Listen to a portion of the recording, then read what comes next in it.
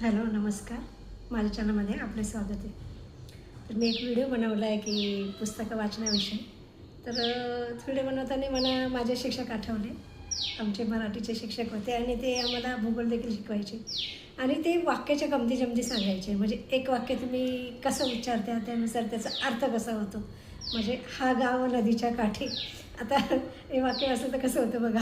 हा गाव नदीच्या काठी किंवा असंच ते काही काही गमती-जमती सांगायचे. एक ग्लास हा ग्लास किती सुंदर. आता ते कसं द्विअर्थी वाक्य आहे, तर त्याचा वेगळा अर्थ कसा होतो, तर त्याची आठवण आली मला आणि हसायला आलं, की भाषेची आपली कशी गंमत-जंमत आहे. तर आपण कसं बोलतो त्याच्यावर आहे. तर हा गाव नदीच्या काठी. तर किती छान वाक्य आहे ना, पण ते वेगळ्या अर्थाने वाचलं तर कसा अर्थ होतो किंवा हा ग्लास सुंदर आहे किंवा हा ग्लास किती छान. तर त्याचा अर्थ कसा वेगळा होतो.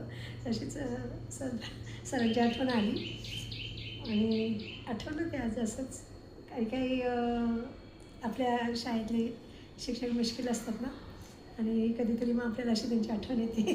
तर मला कधी तुमच्या अशा मुश्किल शिक्षकांची आठवण येते का? येत असेल तर नक्की सांगा. आवडलं तर लाईक, कमेंट, शेअर करा.